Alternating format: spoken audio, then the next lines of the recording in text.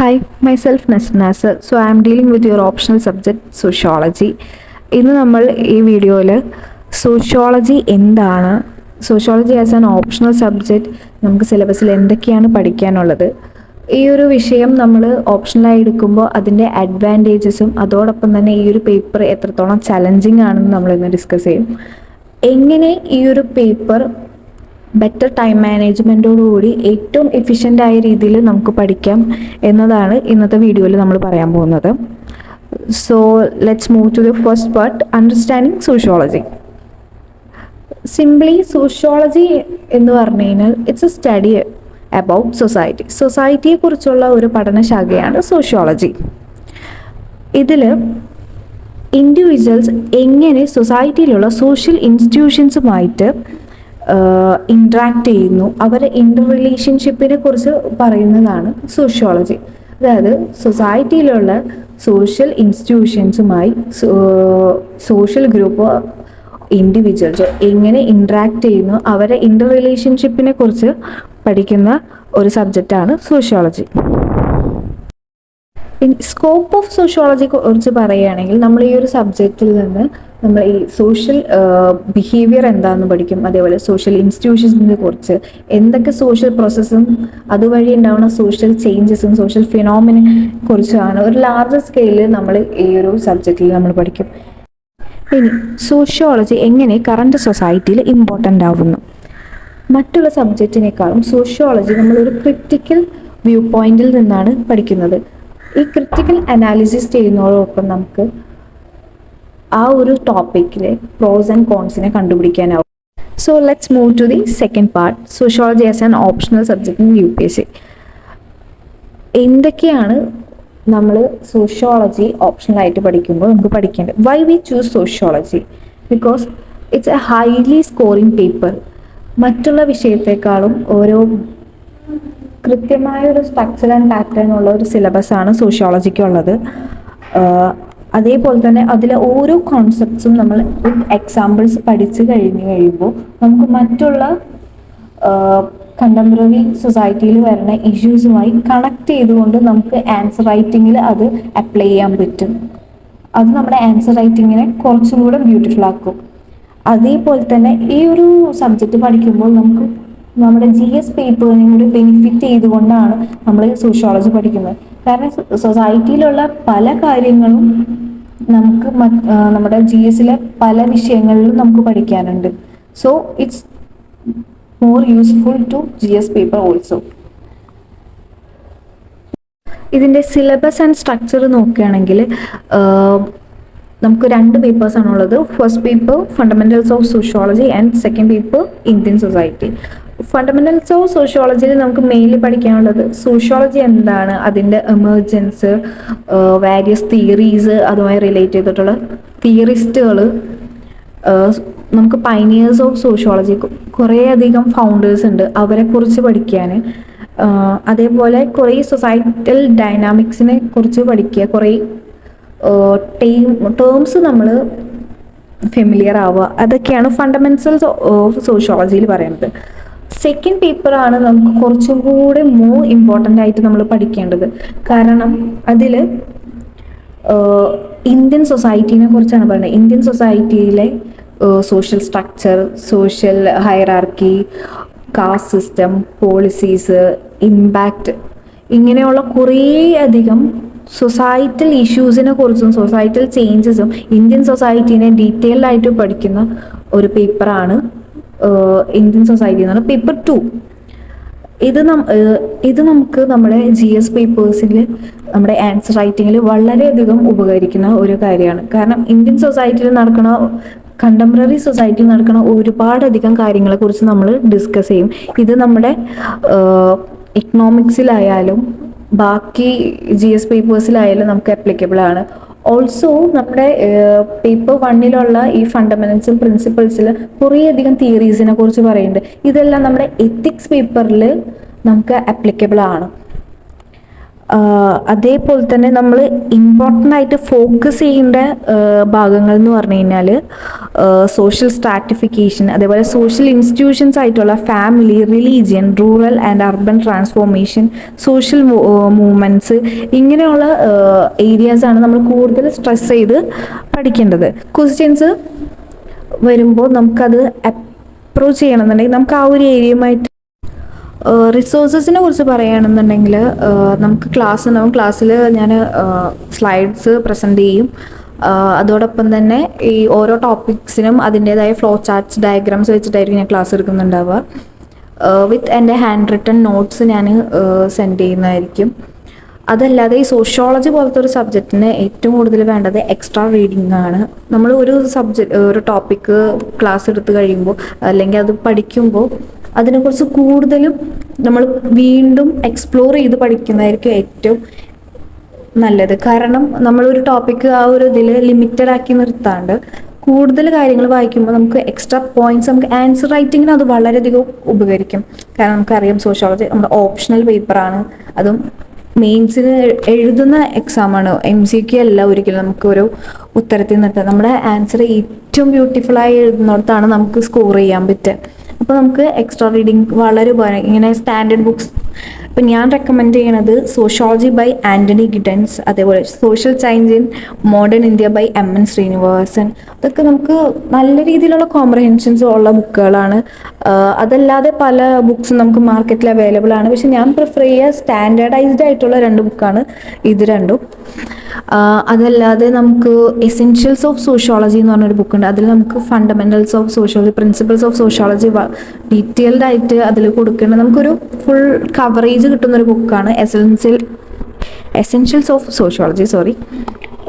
Then പിന്നെ preparation സ്ട്രാറ്റജിയിൽ പറയുന്ന ഒരു better coaching. I M assuring you guys the best level of knowledge നിങ്ങൾക്ക് share ചെയ്യാൻ പറ്റും എന്നുള്ളൊരു വിശ്വാസം എനിക്കുണ്ട്. നമ്മൾ ഒരുമിച്ച് പഠിക്കും. Then part 3, advantages and challenges of this paper. Advantage പറയുകയാണെന്നുണ്ടെങ്കിൽ നമുക്ക് ഇതിൻ്റെ തിയററ്റിക്കൽ കൺസെപ്റ്റിനെ കുറിച്ചൊരു ബെറ്റർ അണ്ടർസ്റ്റാൻഡിങ് ഉണ്ടെന്നുണ്ടെങ്കിൽ നമുക്ക് ബാക്കി ഈ പറഞ്ഞ പോലെ സൊസൈറ്റിയിൽ വരുന്ന ഇഷ്യൂസ് ആയാലും ഈ ന്യൂസസിൽ വരുന്ന കാര്യങ്ങൾ നമുക്ക് പെട്ടെന്ന് കണക്ട് ചെയ്യാൻ പറ്റും. ഇപ്പോൾ എന്തായാലും നമുക്കറിയാം ഈ ഒരു പേപ്പർ കറണ്ട് അഫെയർ റിലേറ്റഡ് ആയിട്ട് ക്വസ്റ്റ്യൻസ് നമുക്ക് ഇഷ്ടം പോലെ വരും. അപ്പോൾ ഈ കറണ്ട് അഫെയറിൽ നമുക്ക് ഇപ്പോൾ ന്യൂസിൽ നമുക്കൊരു കാര്യം കാണുമ്പോൾ നമുക്ക് ഈ തിയററ്റിക്കൽ കോൺസെപ്റ്റ്സിന് നമുക്ക് ക്ലാരിറ്റി ഉണ്ടെന്നുണ്ടെങ്കിൽ നമുക്ക് പെട്ടെന്ന് കണക്ട് ചെയ്യാൻ പറ്റും. അങ്ങനെ കണക്ട് ചെയ്ത് കഴിയുമ്പോൾ ഒരു പേപ്പറിൽ ക്വസ്റ്റ്യൻ കാണുമ്പോൾ നമുക്കത് അവിടെ പ്ലേസ് ചെയ്യാൻ പറ്റും. ആ ഒരു തിയററ്റിക്കൽ ഫ്രെയിംവർക്ക് അവിടെ പ്ലേസ് ചെയ്യാം. നമ്മൾ നേരത്തെ പറഞ്ഞു ഫങ്ഷണലിസം, അതേപോലെ കോൺഫ്ലിക്റ്റ് തിയറി ഒക്കെ പറഞ്ഞു. ഈ ഒരു കോൺസെപ്റ്റ് നമുക്ക് അറിയാമെന്നുണ്ടെങ്കിൽ നമുക്ക് ഒരു ന്യൂസ് കാണുമ്പോൾ നമുക്ക് പറയാം ഇത് ഈ ഒരു പെർസ്പെക്റ്റീവിലുള്ളതാണ്. അപ്പോൾ ആ ഒരു പെർസ്പെക്റ്റീവിനെ വെച്ച് ഫ്രെയിം ചെയ്ത് നമുക്ക് എഴുതാൻ പറ്റും. ദെൻ ഈ ഒരു സബ്ജക്റ്റിൻ്റെ ഒരു പ്രത്യേകത എന്ന് പറയുന്നത് നമുക്കിത് റിയൽ ലൈഫ് ആപ്ലിക്കേഷനാണ്. നമുക്കൊരു കാര്യം അതാണ് സൊസൈറ്റിയിൽ ഒരു കാര്യം നടക്കുന്നത് കാണുമ്പോൾ നമുക്ക് ഇറ്റ്സ് ദാറ്റ് അത് പറയാൻ നമുക്ക് പറ്റും. ഇത് ഇങ്ങനൊരു ഫിനോമിനയാണ് അവിടെ നടക്കുന്നത്, ഇതിന് ഇങ്ങനെയൊക്കെ സൈഡ് എഫക്ട്സ് ഉണ്ടാവും.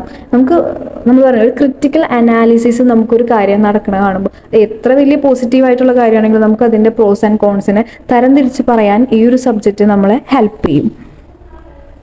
ദെൻ ചലഞ്ചസിലേക്ക് വരികയാണെന്നുണ്ടെങ്കിൽ ഒരു വാസ്റ്റ് സിലബസ് ആണെങ്കിലും ഞാൻ പറയുകയാണെന്നുണ്ടെങ്കിൽ മറ്റുള്ള സബ്ജക്റ്റിനെ വെച്ച് ഇതിനൊരു കൃത്യമായ ഒരു സ്ട്രക്ചർ ആൻഡ് പാറ്റേൺ ഉണ്ട്. ആ ഒരു ഇതിൽ പഠിച്ചു കഴിഞ്ഞാൽ നമുക്ക് ആ ഒരു ഭാഗത്തു നിന്നാണ് ക്വസ്റ്റ്യൻസ് വരിക. പിന്നെ പക്ഷേ ഈ ഒരു സബ്ജക്റ്റിൻ്റെ നമ്മൾ പഠിക്കുന്ന ഒബ്ജക്റ്റീവ് ആയിട്ടാണെങ്കിലും നമ്മുടെ ആൻസേഴ്സിൽ സബ്ജക്റ്റീവ് ബയാസ് വരാനുള്ള ചാൻസസ് കൂടുതലാണ്. കാരണം നമ്മുടെ പെർസ്പെക്റ്റീവ്സ് ആണ് കൂടുതൽ. അത് തിയററ്റിക്കലായിട്ടുള്ള കാര്യങ്ങൾ നമ്മൾ എഴുതി കഴിയുമ്പോൾ അതുമായി കണക്ട് ചെയ്ത് നമ്മുടെ പേഴ്സണൽ പേഴ്സ്പെക്റ്റീവ് നമ്മളവിടെ പ്ലേസ് ചെയ്യണം. അപ്പോഴേ നമ്മുടെ ആൻസറിന് കുറച്ചും കൂടെ മറ്റുള്ളവരെക്കാളും ഇത് കിട്ടുള്ളൂ. തിയറി മാത്രം എഴുതി വെച്ചിട്ട് കാര്യമില്ല, അതിൽ നമ്മുടെ പേഴ്സണൽ ഒരു പേഴ്സ്പെക്റ്റീവ് കൂടെ എഴുതുമ്പോഴാണ് ആ ആൻസർ കംപ്ലീറ്റ് ആവുന്നത്. പക്ഷെ അത് എഴുതുമ്പോൾ വരുന്നതെന്ന് വെച്ചാൽ ഇവാലുവേറ്റ് ചെയ്യുന്ന ആൾ അത് സബ്ജക്റ്റീവായിട്ട് ഇവാലുവേറ്റ് ചെയ്യാനുള്ള ചാൻസസ് ഉണ്ട്. Because it's sociology. അതിന് പല ഡയമെൻഷൻസിലും നമുക്ക് ചിന്തിക്കാം. ഒരു കോൺസെപ്റ്റിനെ നമുക്ക് പലതരത്തിലായിട്ട് ചിന്തിക്കാം. അങ്ങനൊരു പ്രശ്നം നമ്മുടെ സോഷ്യോളജിക്ക് ഉണ്ട്. അപ്പോൾ ഇവാലുവേറ്ററിൻ്റെ പേഴ്സ്പെക്റ്റീവും നമ്മുടെ പേഴ്സ്പെക്റ്റീവും തമ്മിലൊരു പ്രശ്നം ഉണ്ടാവാം. അതൊക്കെയാണ് ചാലഞ്ചസിൽ. ഇനി part 4, tips for the success. എങ്ങനെ നമുക്ക് ഈ ഒരു പേപ്പർ ക്ലിയർ ചെയ്യാം. ഫസ്റ്റ് ഓഫ് ഓൾ നമ്മൾ ഒരു ടോപ്പിക്ക് പഠിച്ച് കഴിയുമ്പോൾ അതിനൊരു നോട്ട് മേക്ക് ചെയ്യണം. ഏറ്റവും ബെറ്റർ ആയിട്ടുള്ളത് ഞാൻ പറയും പിക്റ്റോഗ്രാഫിക്കലായിട്ട് നമ്മൾ പഠിക്കുന്നതായിരിക്കും. So part 4, tips for the success. എങ്ങനെ ഈ പേപ്പർ നമുക്ക് ക്ലിയർ ചെയ്യാം. നമുക്കറിയാം സോഷ്യോളജി എന്ന് പറയുന്നത് നമ്മുടെ ഓപ്ഷണൽ സബ്ജക്റ്റ്. നമ്മുടെ മെയിൻസിൽ ഏറ്റവും സ്കോറിംഗ് ആയിട്ടുള്ള ഭാഗം എന്ന് പറഞ്ഞാൽ നമ്മുടെ ഓപ്ഷണൽ സബ്ജക്റ്റാണ്. അതോടൊപ്പം തന്നെ മറ്റുള്ള ഓപ്ഷണൽ സബ്ജക്റ്റിനേക്കാളും സോഷ്യോളജി കുറച്ചും കൂടെ സ്കോറിംഗ് ആയിട്ടുള്ള പേപ്പറാണ്. നമുക്കൊരു കൺസെപ്റ്റ് ക്ലാരിറ്റി ഉണ്ട്, നമുക്ക് ആൻസർ റൈറ്റിംഗ് സ്കില്ലുണ്ടെന്നുണ്ടെങ്കിൽ മോസ്റ്റ് ഓഫ് ദി ടോപ്പേഴ്സും പ്രിഫർ ചെയ്യുന്ന ഒരു സബ്ജക്റ്റാണ് സോഷ്യോളജി. അപ്പോൾ അത് എങ്ങനെ ഇഫക്റ്റീവായിട്ട് പഠിക്കാമെന്ന് വെച്ച് കഴിഞ്ഞാൽ, ഫസ്റ്റ് ഓഫ് ഓൾ നമ്മളൊരു കോൺസെപ്റ്റ് ക്ലാസ് എടുത്ത് കഴിയുമ്പോൾ പഠിച്ചു കഴിയുമ്പോൾ തന്നെ നമ്മുടേതായിട്ട് സെൽഫ് നോട്ട് പ്രിപ്പയർ ചെയ്യാം. നമുക്ക് തരുന്ന നോട്ടല്ലാതെ സെൽഫായിട്ട് നമ്മൾ ഒരെണ്ണം ഉണ്ടാക്കുക. അതിൽ ഈ പറഞ്ഞാൽ കൂടുതലും നമ്മളത് ഗ്രാഫ് രൂപത്തിലോ അല്ലെങ്കിൽ റേറ്റ്സോ എന്തെങ്കിലും പറയുമ്പോൾ അതിനെ നമ്മുടേതായൊരു രീതിയിൽ നമുക്കത് പെട്ടെന്ന് മെമ്മറൈസ് ചെയ്യാൻ പറ്റുന്ന ഡയഗ്രാംസ് വെച്ചിട്ടോ അങ്ങനെ നമ്മൾ പ്രിപ്പയർ ചെയ്ത് വെക്കണം. അതേപോലെ അത് നമ്മളെ റിവിഷൻ സമയത്ത് വളരെയധികം ഹെൽപ്പ് ചെയ്യും. കാരണം നമ്മളിപ്പോൾ കുറേ നോട്ട്സ് എഴുതി വെച്ച് കഴിയുമ്പോൾ ഇതെല്ലാം വായിച്ചെടുക്കാൻ പറ്റണമെന്നില്ല. ആ സമയത്ത് ആ കോൺസെപ്റ്റ് ക്ലാരിഫൈ ചെയ്യാൻ പറ്റണമെന്നില്ല. അപ്പോൾ ഈ നമ്മൾ ഈ ഒരു ഡയഗ്രാം ഒക്കെ വെച്ച് നമ്മുടേതായ രീതിയിൽ ഷോർട്ട് ലെറ്റേഴ്സിലൊക്കെ നമുക്ക് ഐഡൻറ്റിഫൈ ചെയ്യാൻ പറ്റുന്ന രീതിയിൽ നമ്മൾ ചെയ്ത് കഴിയുമ്പോൾ നമുക്കത് പെട്ടെന്ന് റിവൈസ് ചെയ്യാൻ പറ്റും. പിന്നെ ഏറ്റവും ഇമ്പോർട്ടൻ്റ് ആയിട്ട് വേണ്ടത് ഈ നോട്ട്സ് ഒക്കെ മേക്ക് ചെയ്യുന്നതിനൊപ്പം തന്നെ ഡെയിലി ഇത് റിവൈസ് ചെയ്യുക എന്നുള്ളതാണ്. ഡെയിലി റിവിഷൻ ഇമ്പോർട്ടൻ്റ് ആണ്. അതേപോലെ തന്നെ റെഗുലറായിട്ട് നമ്മൾ ഡെയിലി ഓപ്ഷണൽ ഒരു ക്വസ്റ്റ്യനെങ്കിലും ആൻസർ റൈറ്റിംഗ് ചെയ്യുക. ആൻസർ റൈറ്റിങ്ങിലേക്ക് വരികയാണെന്നുണ്ടെങ്കിൽ ആ ഒരു ക്വസ്റ്റ്യൻ തന്നിട്ടുണ്ടെങ്കിൽ അതിനെ പാർട്ട് തിരിച്ച് വേണം നമ്മൾ എഴുതാൻ. ഇപ്പോൾ ഒരു ക്വസ്റ്റ്യൻ തരും, അതിൽ എത്ര പാർട്സ് ഉണ്ടെന്ന് ആദ്യം ഐഡൻറ്റിഫൈ ചെയ്യുക. അതിലെ കീവേഡ്സ് കണ്ടുപിടിക്കുക. ആ കീവേഡ്സ് ഓരോന്നും സബ് ടൈറ്റിൽസ് ആക്കുക. അപ്പോൾ ഈ സബ് ടോപ്പിക്സ് കൊടുക്കുമ്പോൾ അത് ലോജിക്കലി നമുക്ക് ഈ സിഗ്നിഫിക്കൻ്റ് ആയിട്ട് ആൻസർ ഇവാലുവേറ്റ് ചെയ്യണവർക്ക് തോന്നണം. അതേപോലെ തന്നെ ഡെയിലി ഞാൻ പറഞ്ഞില്ലേ പ്രാക്ടീസ് ചെയ്യാം. ഒരു PYQ ക്വസ്റ്റ്യനെങ്കിലും ഡെയിലി നമ്മൾ സോഷ്യോളജി ചെയ്ത് കഴിയുമ്പോൾ അറ്റ് ദ എൻഡ് നമുക്ക് നല്ല രീതിയിൽ ആൻസർ റൈറ്റിംഗ് സ്കില്ല് ഡെവലപ്പ് ആയിട്ടുണ്ടാവും. അത് നമ്മളെ എഫിഷ്യൻസി കൂട്ടും. നമുക്കറിയാം ഇത്ര മണിക്കൂറിനുള്ളിൽ ഇത്രയധികം ക്വസ്റ്റ്യൻസ് നമ്മൾ കവറപ്പ് ചെയ്യണം. അതിനനുസരിച്ച് നമുക്ക് ആൻസർ റൈറ്റിംഗ് സ്കില്ല് വേണം. അപ്പോൾ ഈ പറഞ്ഞ പോലെ നമ്മൾ നേരത്തെ ചെയ്തു വെച്ച നമ്മുടേതായിട്ടുള്ള നോട്ട്സ് ഇത് നമ്മൾ ഡെയിലി റിവൈസ്. സോ ഇതൊക്കെയാണ് പറയാനുള്ളത്. അപ്പോൾ നമ്മുടെ ക്ലാസ്സിൻ്റെ ഡ്യൂറേഷൻ വരുന്നത് 7 months ആണ്. മേ ബി ടോപ്പിക്ക് നമുക്ക് കവർ ചെയ്ത് കഴിഞ്ഞില്ല, അഡീഷണലായിട്ട് കുറച്ചും കൂടെ പറയാനുണ്ട് എന്നുണ്ടെങ്കിൽ ഒന്നും കൂടെ ഒന്ന് ലാഗാവും. ഒരു വീക്കിൽ നമുക്ക് 3 classes ആണ് ഉണ്ടാവുക. നിയർലി 1 hour ആയിരിക്കും വീഡിയോസ് ഉണ്ടാവുക. ക്ലാസ്സിൻ്റെ അവസാനം നമ്മൾ PYQ ഡിസ്കസ് ചെയ്യും. ആ ഒരു ടോപ്പിക്ക് ഏതാണോ ടോപ്പിക്ക് എടുത്ത് തരിക ആ ഒരു ടോപ്പിക്കുമായി റിലേറ്റ് ചെയ്ത PYQ, അഡീഷണൽ ക്വസ്റ്റ്യൻസ്. അതേപോലെ നമുക്ക് ഈ ഒരു സബ്ജക്റ്റിൽ നമുക്ക് ബാക്ക്ഗ്രൗണ്ട് ഇല്ലാത്തവർക്ക് വേണ്ട ഒരു സംഭവമാണ് ടേംസ് ക്ലാരിഫൈ ആവുക എന്നുള്ളത്. അപ്പോൾ സോഷ്യോളജിയുടേതായ കുറേ അധികം കോൺസെപ്റ്റ്സും ടേംസും ഉണ്ട്. അപ്പോൾ മിനിമം ഒരു 5 ടേംസ് എങ്കിലും ഞാൻ വീഡിയോയുടെ ലാസ്റ്റ് നിങ്ങൾക്ക് പറഞ്ഞു തരുന്നതായിരിക്കും. അത് നിങ്ങൾ ബാക്കി പോയി ഫൈൻഡ് ഔട്ട് ചെയ്ത് അത് പഠിക്കുക. നമുക്ക് കോൺസെപ്റ്റിൽ നിന്ന് പലധികം ഈ പറഞ്ഞ പോലെ കണക്ട് ചെയ്ത് എഴുതാൻ വരും. അതേപോലെ ഒരു ടോപ്പിക്ക് തരുമ്പോൾ അതുമായി റിലേറ്റ് ചെയ്ത് എഴുതാൻ പറ്റുന്ന കുറച്ച് കോൺസെപ്റ്റ്സ് ഉണ്ട്. അപ്പോൾ അതൊക്കെയാണ്. Thank you. Happy learning.